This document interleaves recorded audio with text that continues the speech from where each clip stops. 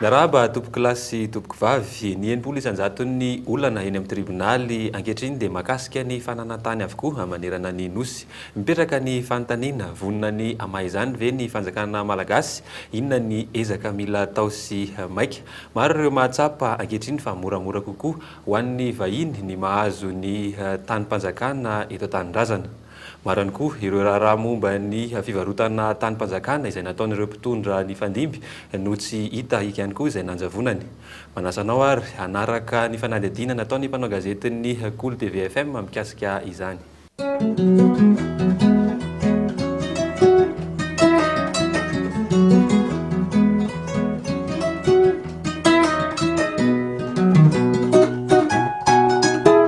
Iraisam-pirenena ny olana amin'ny resaka adin-tany. Nanomboka tamin'ny krizy sakafo tamin'ny taona 7 sy 4 tanoany, ny antombo ny adin-tany iran-tany. Ho an'ny Madagasikara manokana, nisy fiantraikany be dia be tamin'ny fiainam-bahoaka ny politika hitantanana ny tany. Nanomboka nahazo vahana noho izany ny fandrodanana trano, ny fanotofana tany sy ny maro hafa taoriana kelin'ny krizy sakafo izany. Efa hatrany am-piandohana no tsy nazava tamin'ny malagasy izany politika ny fananantany izany.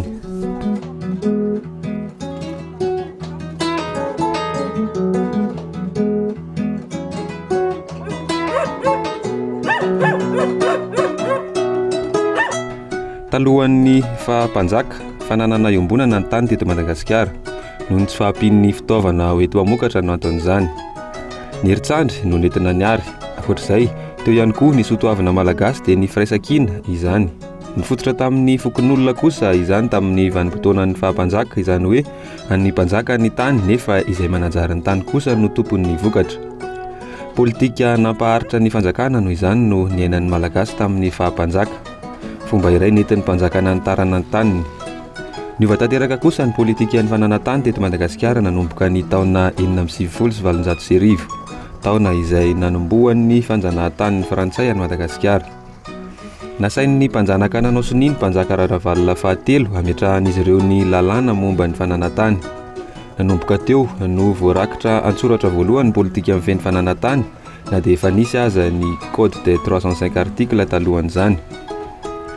Nijoro teo ihany koa ny rafitra domaine sy topo, rafim-panajariana, hitsetsefan'ny Frantsay ny haren'i Madagasikara noho izany no napetraka entina nodinana ny industrialista ny La Frantsa tamin'izany fotoana izany. Namidy lafo teto toerana ny vokatra avy any Frantsa rehefa avy nandalo fanodinana tany ivelany. 1970 izay tany rehetra tsy vita taratasy dia an'ny mpanjanaka na antsoina hoe présomption de domanialité.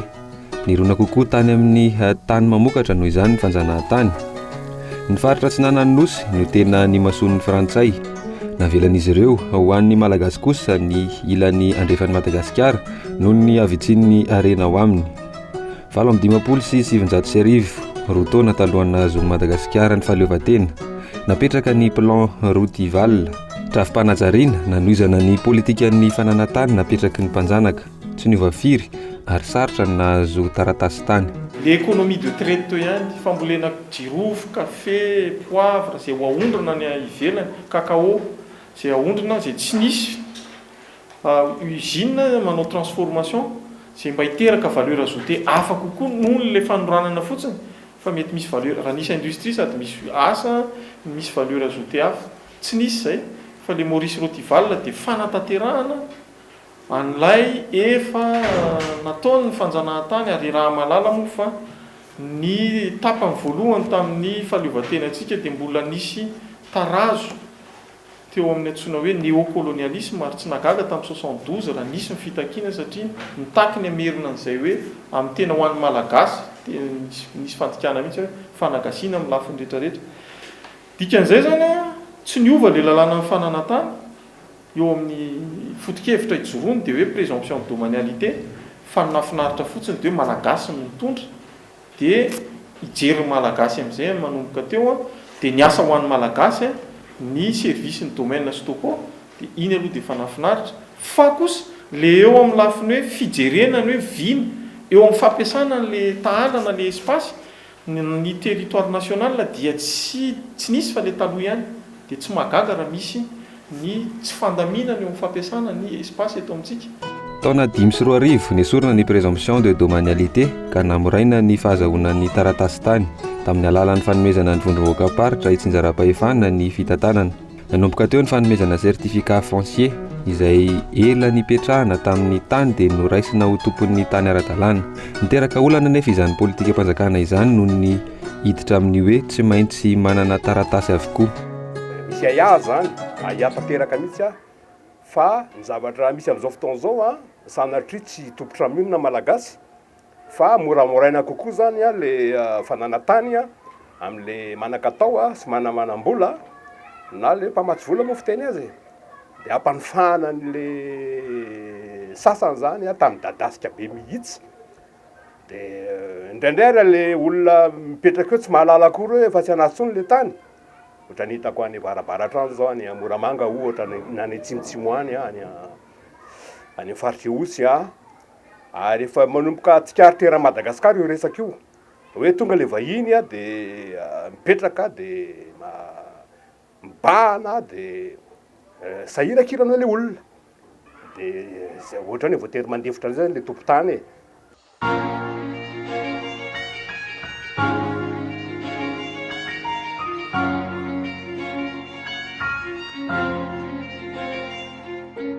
Raha ny lalàna momba ny fananantany misy eto Madagasikara izay nasiam-panivana tamin'ny taona 2004 ny teratany malagasy rehetra no mananjo hisitraka ny tany sy ny anana taratasy tany.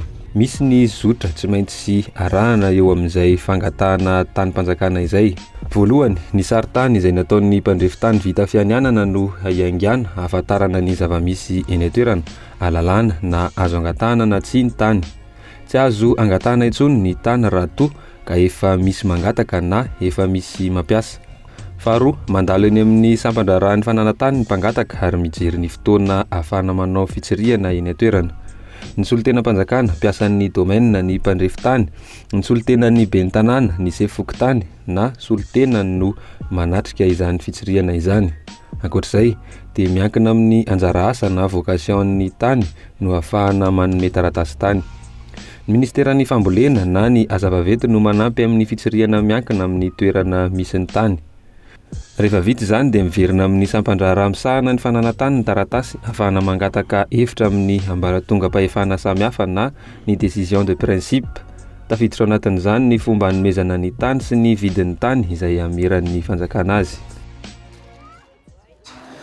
Misy fomba maromaro mantsy ny fanomezana ny tany raha ohatra ka latsaky ny 10 metatra toratra ilay tany raha andrenivohitra zany dia tonga dia titre définitif no omena azy ary azo atao ny chef de région no misolo-tena ny fanjakana amin'izay fotoan'izay ao anatin'ny fampivarotana.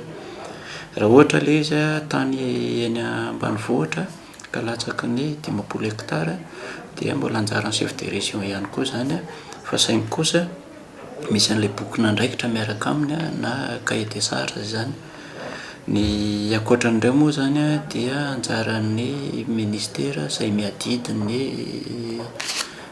fananantany no manao ny approbation, ilay atsotsika amin'ny teny baiko hoe approbation zany.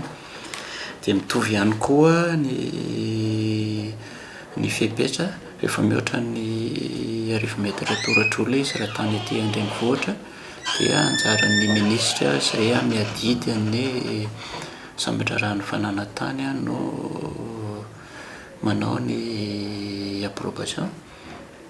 Ary ny ankoatran'izay ihany koa ho an'ireo tany lehibe izay milana asiana boky nandraikitra ao anatiny. Rehefa vita izay dia délivrena moa zany ilay titre. Tsy mbola misy fotoana voafaritry ny fanaovana ireo dingana isan-tsokajiny ireo raha ny fanazavan'ity tompon'andraikitra ity. Araka ny lalàna, 7 andro mialohan'ny fanaovana fitsirihana dia tokony ray fiantsoana avokoa ireo tompon'andraikitra hanatrika izany. Misy ny lalàna mifehy ny tampi-karama ho an'ireo olona manao fitsirihana ireo. Momba ny mutation kosa indray, raha toa ka maty ny tompon-tany ka afindra amin'ny anaran'ny mpandova, ny acte de décès, ny acte de notoriété no ilaina. Ny commune no mikarakara izany. Ny certificat de paiement kosa no omen'ny centre fiscal. Raha hovarotana kosa ny tany dia ny acte de vente légalisé et enregistré no omen'ny commune. Ny plan légalisé et enregistré kosa no omen'ny topo ary ny service régional de l'aménagement du territoire manome une autorisation de transaction. manodidina ny 10,000 ka hatramin'ny 5,200 kosa ny vola alaina amin'ireo mikarakara taratasy eny anivon'ny Sampandraha Ramsana ny fananantany. Izany hoe 10,000 ny sertifika ary 100 ny vola aloha no frais de conservation. Tao anatin'ny teteza mita no tena nisongadina ny resaka fanajariana tany sy ny resaka fananantany. Voalohany, teo aloha ny fananganana trano mora teto Andrenivohitra, tany Antsirabe, tany Atsiranana, tany Fianaratsoa, tany Tomasina ary tany Tuliara. Misa 430 kosa ireo trano sahabo 70 metatra tora-droa naorina ho an'ireo mpiasam-panjakana niala tamin'ny asany. Ankoatr'izay dia teo ihany koa ny fananganana fotodrafitrasa tahaka ny gymnase isaky ny faritany. Momba ny fananantany kosa dia nisy ny opération 75,000 titres izay natomboka ny taona 2024. Raha ny tratra nefa efa maherin'ny 7 alina ny taratasy tany nomena. No vinavinaina tamin'izany ny amitana ny lalàna mifehy ny fanajariana tany na ny LOAT sy ny lalàna mametraka ny resaka fanorenana.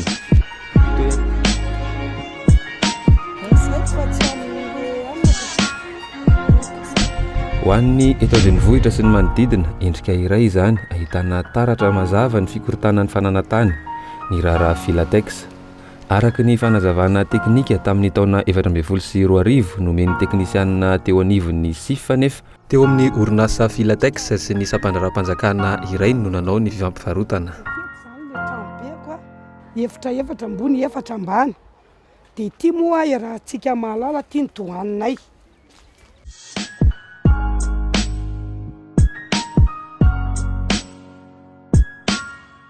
Avera iraindray no naberesaka teto Andrenivohitra ny aferan'ny zone de recasement tetsy Akorondrano.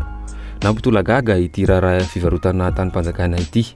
Ny 4 Novambra 2022 tonga teo niven'ny ministera miatidin'ny fananantany ny fangatahana tany tsy azo amidy etsy Akorondrano na ireny antsoina hoe zone de recasement ireny.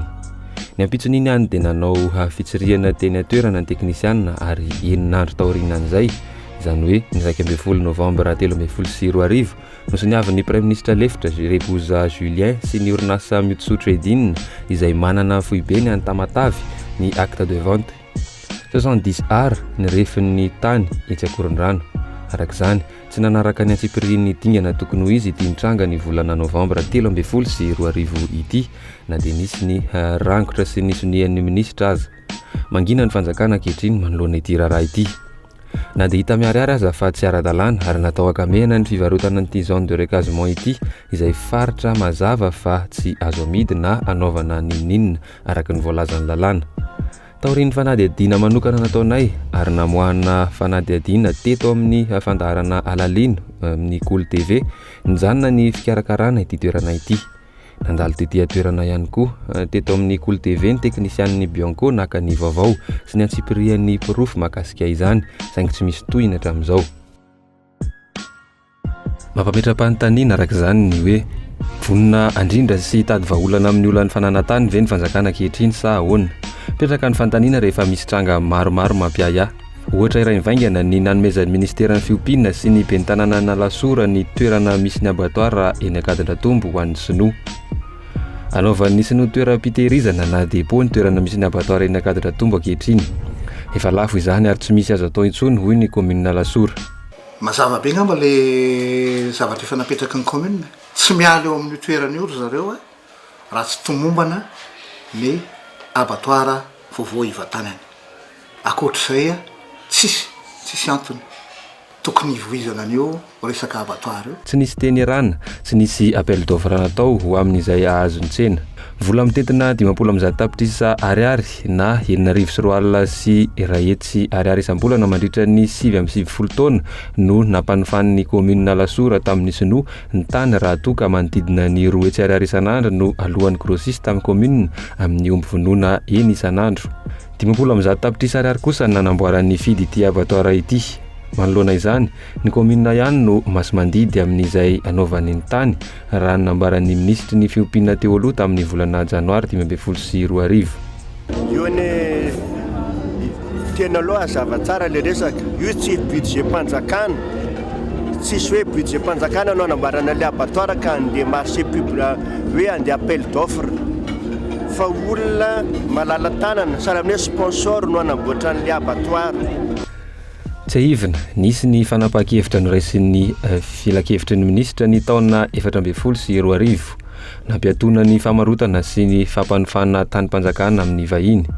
Tsy mbola foana izany fanapahan-kevitra izany hatreto. Kevitra niraisina teo anivon'ny filan-kevitry ny minisitra izay hoe raha fahazoko azy mampiato aloha ny fandrarana rehetra atao amina tany-panjakana azo amidina domaine privé de l'État zany mandritra ny fotoana tsy voafetra. Dia tsy fantatro moa zany hoe inona ny zava-nisy na tonga ny sasany mbola afaka hoe manao teny anazy hoe opération amina domaine privé de l'État azafady. Ka afaka mandika izay toromarika ny filoham-pirenena ve zany ny commune Lasoura. Re amin'izao fotoana izao fa mpanolotsain'ny filoham-pirenena iray no ambadika ity raharaha ity miaraka amin'ny ben'ny tanàna Lasoura. Ity ben'ny tanàna ity izay re ihany koa fa irotsaka hofidiana amin'ny anaran'ny antoko HVM. Isan'ny notorian'ny mpamongady Enomby eny amin'ny Bianco ity ben'ny tanàna ity noho ny raharaha fivarotana tany-panjakana amin'ny vahiny. Ankoatr'izany, fotodrafitrasa-panjakana efa nampiasaina ny volam-bahoaka fantatra ihany koa fa nandanian'ny fidy vola an-tapitrisany maro ny fanamboarana ho ara-pahasalamana ity abatoara ity. Izany hoe nisy vola avy amin'ny mpamatotsy vola nentina nampanaraha-penitra sy nanamboarana io abatoara io. Izany hoe vola ho an'ny vahoaka malagasy izay natolotra nanamboarana fotodrafitrasa ho an'ny vahoaka malagasy, nefa ankehitriny dia vitavita fotsiny izany ary nomena ho an'ny vahiny sy ny tsy miankina. Toy ny very asina ihany koa ireo teknisian'ny fananantany ankehitriny. Tsy nisy fiakan-kevitra tamin'ireo teknisianina miasa ao amin'ny fananantany eto Madagasikara hatramin'izay niketrihan'ny fanjakana ny politikan'ny fananantany. Nanosika-kevitra momba izany anefa izy ireo na nisy aza ny olana ara-pandaminana tsy nahavoasa azy ireo hanatrika ny dinidinika teny Ivato ny herinandro teo. Tokony afara amin'ny fanomezana titra ihany koa ny fanamarinana fananantany rehetra eto Madagasikara araka ny fanazavan'izy ireo hatrany. Tsy tokony hisy taratasy porofo fananana tany anankiroa samihafa eto Madagasikara eto firenena fa iray ihany dia ny titra. Manisy elanelana sy miendrika fanavakavahana eo amin'ny samy malagasy ny fisian'ny taratasy porofo fananana tany roa ireo. Ny titra ho an'ny mponina an-tanàn-dehibe ary ny karatany ho an'ny mponina eny ambanivohitra. Izany hoe ny sécurisation foncière eto Madagasikara na inona endrina na inona fombafomba hitondrana azy dia tokony afara any amin'ny fanomezana titra ihany. Raha tsy ahivina, antony nampiatonana ny fangatahana tany-panjakana ny 9 Jolay 2024 ka hatramin'ny 1 Desambra 2024 lasa teo ny fanisana na inventaire ny tany-panjakana rehetra azo amidy manerana ny nosy ahafahana mametraka ny réserve foncière. Ny arrêté numéro 24/730/2014 no niraketana izany. Nitohizana indray anefa izany ary misy ampahany maro amin'ireo tany-panjakana ireo no omenan'ny commune. Izany hoe ny commune no hitantana ny ampahany amin'ny tany-panjakana. Fanapahan-kevitra izay tsy ekeny ireto mpiasan'ny fananantany ireto ihany koa satria tsy manana traikefa amin'izany ny mpiasan'ny commune ka hiteraka olana ny fanatanterahana izany raha ny fanazavan'izy ireo. Inona ny antony le suspension nanomboka tamin'ny janvier satria raha mazava tamin'ny juillet jusqu'à décembre 2014 dia nity fanohizana suspension ty dia tsy mazava aminay teknisianina, tsy mazava indrindrandrindra ny vahoaka dia mirorosaina ny vahoaka zay no tonga zay mangataka amin'ny fitondram-panjakana hoe alao esorina ny suspension. Tsy manakana izay fandrafetana ny politique foncière vaovao. Mangataka izy ireo araka izany ny amerenana ny fitantanana ny tany-panjakana rehetra eo ambany fitantanan'ny fanjakana Foibe ary mieritreritra ny hitokana izy ireo ny herinandro avy io raha tsy azo ombalina ireo fitakiana ireo. Raha ny vaovao iray farany anefa dia misy ny fandrahonana ireo mpiasa ireo ny amin'ny fisian'ny fisamborana izay mieritreritra ny hitokana. Fantatra ihany koa fa ho raisina ho toy ny mpanongam-panjakana ireo izay manao izany fitokonana izany raha ny nambarany loharanom-baovaonay hatrany. Ankehitriny, aty tany miisa 500 no voarain'ny voamiery ny anivon'ny antenimieram-pirenena. Raha ny lalàna eto Madagasikara tokony ho tafiditra ao anatin'ny fampiresahana eo amin'ny tompon'ny tany manana taratasy ny tompon'ny tany efa ela nipetrahana ny fitsinjovana ny sosialin'ireo esorina amin'ny taniny. Midika izany fa olana goavana ny tsy fahafantaran'ny malagasy ny politikan'ny fananantany eto Madagasikara. Manamarina izany ny firoborobon'ny ady tany eny anivon'ny fitsarana. Ho an'ity mpisolovava ity izay ohatra dia saika ny ady tany no raharaha raisiny. Rehefa ho atsasany manila mahery ny dossier miditra ato aminay no resaka ady tany. Maro lorotsotra aloha izany tena betsaka. Ao ireo olona le nahazo ny vidiny tany tsy nahavita soratra mitsay ara-dalàna. Ao ireo olona nipetraka tsy mananjoa amina tan'olona dia horohana ao koa reo olona nanajary tany nandritra fotoana maro dia angataka zareny amin'ny fitsarana. Ao koa misy le société reny hoe mipetrahan'olona ela amin'ny tany tsy mikarakarainy dia angakan'izay tany izay izy amin'ireo olona reo androakanareo dia ohatr'izay daholo ny karazana. Ankoatr'izay dia ny 80 faingo 300 ny fitoriana tonga eny amin'ny Bianco dia mahakasika ny fananantany sy ny sampandràra momba ny fananantany avokoa. Aorin'io izany hoe ny 12 faingo 700 ny fitoriana kosa dia ny finjara-pahefana ifotony ny farany izay misahana akaiky ny resaka fananantany. Misy ifandraisany noho izany ireo antotanisa roa ireo taona 2020 nametraka fanovana be dia be teo amin'ny resaka fananantany fametrahana ambireo ifotony ny fananantany na ny antsoina hoe BIF. Nanomboka teo mantsy nomenavahana ny fahaleovan-tenan'ny commune amin'ny fitantanana. Raha toa ka misy 700 mahery izany BIF izany nanomboka ny taona 2020, ny 720 amin'ireo birao ireo dia niorina tamin'ny taona 2020 avokoa. Ho an'ny commune Ambohidratrimo manokana ohatra, efa misy sampandràra mahaleo tena mihitsy misahana ny resaka fananantany ao aminy. Io zany dia fangatahana efa natao taloha hatramin'izay efa 10 taona na 12 taona lasa dia tsy mitsahatra mangataka ny foana izay isoran'Andriamanitra moa nivarotra soamatsara ny fangatahana tamin'ny 2020 iny dia nanaiky ny fitondram-panjakana tamin'izany fotoana hoe i-décentraliser ny domaine sy ny topo ka ametraka ny birao ny domaine sy ny topo eto Ambohidratrimo izany hoe sady isahana ny ankazobe. Dia izay no nahatonga an'io tao zany hatrany voanaorona mihitsy zany tamin'ny teteza mitiny tamin'ny andron'ny vice-PM Iatso. Amin'izao fotoana izao efa titresy kadastre avokoa ny tany rehetra eny Ambohidratrimo sy ny manodidina. Ny resaka mutation sisa no ivezivezen'ny olona eny amin'ny domaine. Repoblika faefatra andalam-pandinihana ny fanitsiana politika mpanjakana momba ny fananantany ankehitriny ny fitondrana noho ny fahitana ireo olana sedrain'ny malagasy ireo. Fanapa-kevitra amin'ny teboka 3 ny tokony ho resahana amin'ny politika ny fananantany. Ahoana ny fomba azahoana tany, ahoana ny fomba fampiasana ny tany, fomba iarovana ny zo amin'ny tany sy ny fampiasana azy. Ny teboka fahatelo foana ny voaresaka hatramin'izay. Olana fototra amin'ny resaka ady tany itsero. Amin'ity fanovana ny politika ny fananantany vinavinain'ny fitondram-panjakana ity, miverina amin'ireo teboka roa ireo hatrany ny loha laharana amin'ny fanovana.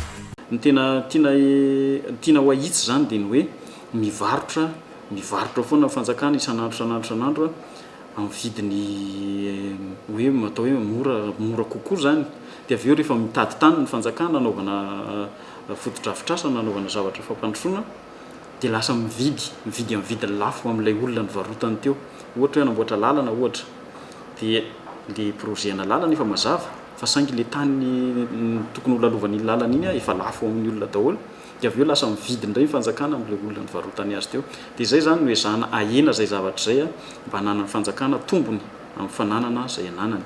Kanefa na izany na tsy izany tsy maintsy foana ny fanjakana miaro ny zon'ny olombelona sy hoe amin'ny maha hoe firenena tandalanan'ny firenentsika dia tsy maintsy arovana foana ny zo sy ny lalàna mifanaraka amin'ny maha olona, ny lalàna mifanaraka amin'ny fitantanana ny fananana.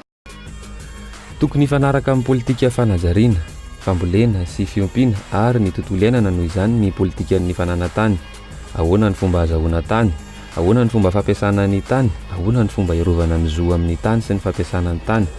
Voaresaka amin'ity fanovana ny politika ny fanjakana momba ny fananantany ity ve ny momba ny fomba azoana ny tany, fomba fampiasana ny tany, ireto farany izay tsy voaresaka hatramin'izay. Mbola afaka manantena ve ny malagasy fa ilamina ny resaka fananantany eto Madagasikara raha toa ka tsy voaresaka hatramin'ny taona 1970 ny trafim-panjajariana ny tany. Amin'ity volana febroary 2020 ity ny tokony ahafantarana ny valin'ireo fanontaniana ireo raha ninambara tamin'ny taona 2020. Hatreto anefa tsy misy na inona fantatra fa niova.